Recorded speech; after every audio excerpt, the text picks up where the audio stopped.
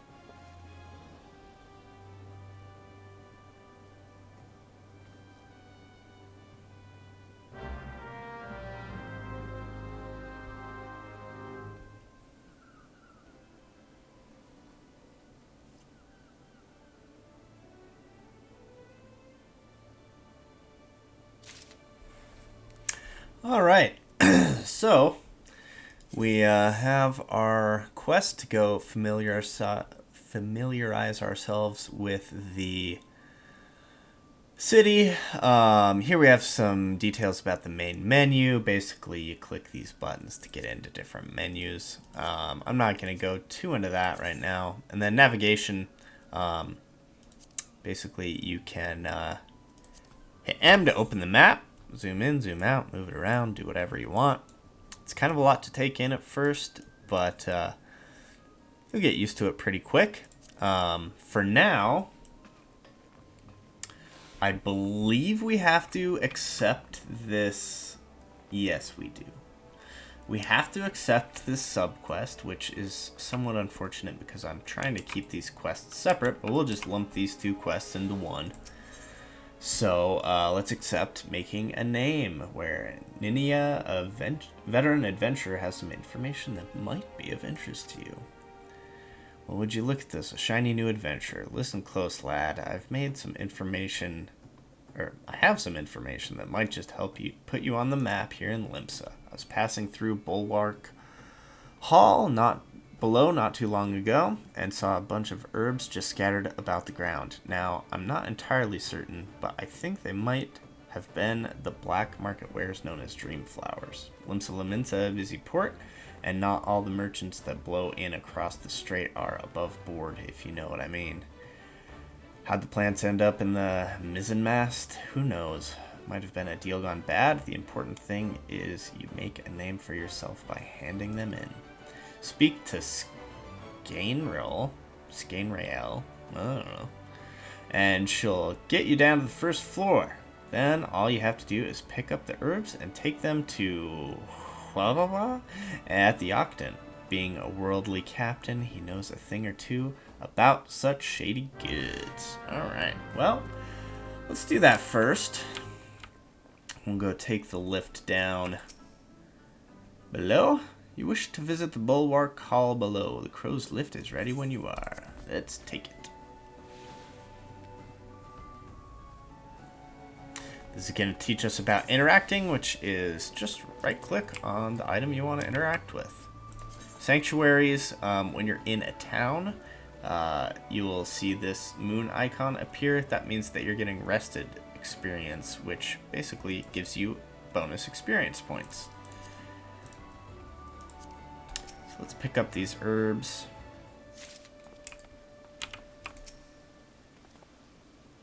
Very exciting stuff here. There's going to be a lot of pretty mind-numbing quests at the beginning here. Side quests, that is. But that's okay.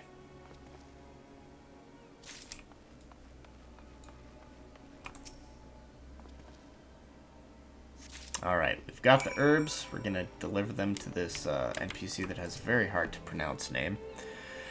Yes, I am hard to pronounce name. You have some herbs you wish me to examine? Handing over items. You just right-click and left-click, hand over. Yes, as you suspected, these are highly illegal blooms known as dream flowers. They are the prime ingredient in the creation of somnus, a substance whose fragrance is said to lull the sniffer's mind into sleep of death. Forgive me, I could not resist the jest. The herbs are not more than some kind of lavender, a common enough export from Limsa Laminsa. In fact, these probably spilled from crates that were loaded onto my very own ship. I think someone has been having a bit of fun with you, son. But not to worry, you've learned a few things and made a new acquaintance. Well met. Thanks. We get some earth shards and a potion. You can use items. To open your inventory, hit I. To use an item, right-click on it and hit Use. You can also put it on your hotbar and click it there, or hit whatever key is relevant. For now, I'll leave those on.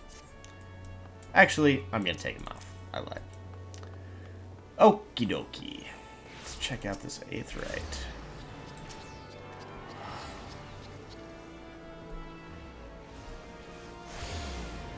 We attune to the aetheryte.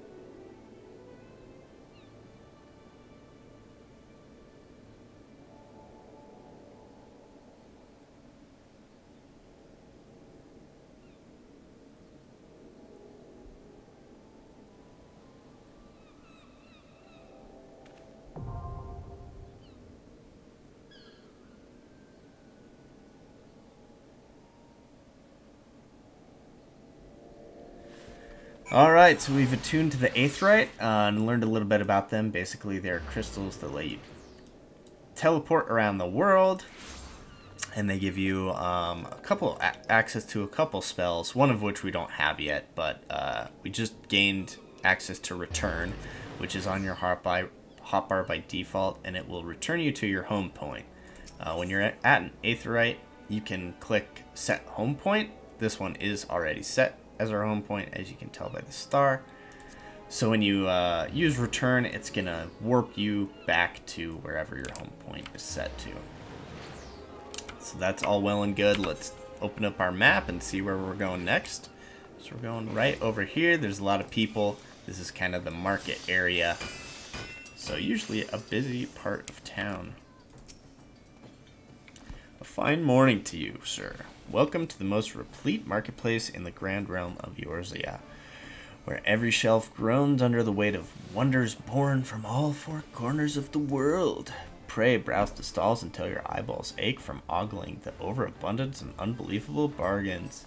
Now, as much as I would love to elaborate upon the unrivaled quality of our merchandise, I must tend to some cargo, but recently arrived at the docks. You bear a gift from Baderon? Whatever could it... Ah, my octant. By the navigator. I must have left it behind at the wench, along with a week's pay and several bells worth of intoxicated memories. Here you go.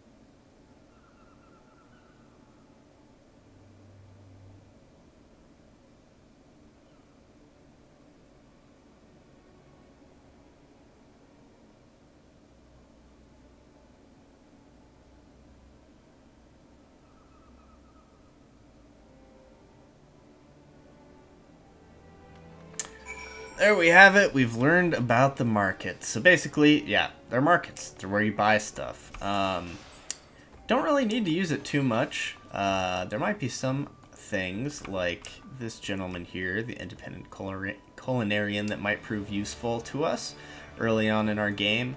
But for the most part, we're going to get most of the stuff we need through quest rewards. So don't worry too much about the marketplace for now. Just know that it is a place where you can buy all the things that you would possibly need from vendors, as well as the market board, which if you're familiar with other MMOs like World of Warcraft, this functions like an auction house where you can search for items that are being sold by other players, as well as sell your own items. But to be able to sell your own items requires access to some features that we don't quite have yet.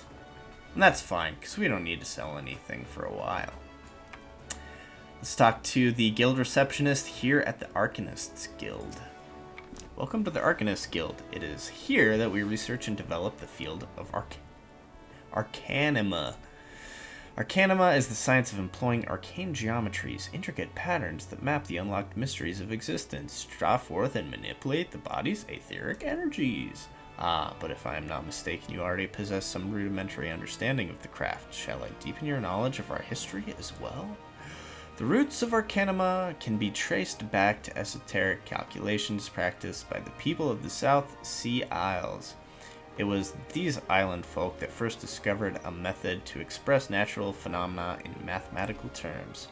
Building on this process, the existing mathematical formula were further developed into arcane geometries, precise patterns that allowed a practitioner to weave ether into specific magical effects. The mages who invoked this form of magic became known as arcanists, and the school of Arcanima was born. Much such mages wishing to expand their understanding of the world took to the seas aboard trading vessels. Upon their arrival in Limsa Lominsa, arcanists found themselves welcomed into the academic elite and soon secured positions in the realms of governance and council. The knowledge of an arcanist, however, is traditionally passed on from master to chosen disciple. As such, Admiral Mirrelweb, counting several wielders of Arcanima among her personal staff, became concerned that this exclusionary practice would lead to the eventual extinction of the art. So, at the Admiral's express orders, the official Arcanist Guild was established, and funding was provided for research and training. The complex and demanding nature of Arcanima, however, remains the greatest threat to its own future. If you would continue your study of this challenging discipline, then I must insist that you indicate your commitment to joining the guild. Aye, aye. But first, we must head back to the Drowning Wench. Now, we have these smaller Aethernet shards indicated by, well, let's find another one. This icon on the map. And basically this will let you teleport throughout the city. So there we got one at the Arcanist Guild. The Aethernet, yep, it's just a network of Aether crystals that allow us to teleport throughout the city. Now there's one over here in Hawker's Alley, which we forgot to pick up while we were over here. So let's do that while we're on our way back to the Drowning Wench. Pick this up.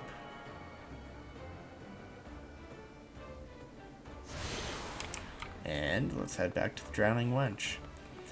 Now, you do have a skill unlocked from the beginning called Sprint, and it'll automatically be on your hotbar. Clicking this will increase your movement speed for 20 seconds. It's 20 seconds, yes. And has a 60-second cooldown.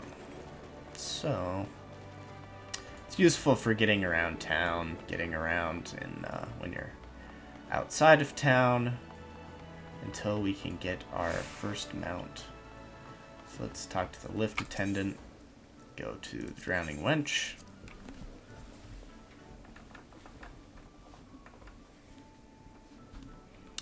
And finish up this quest.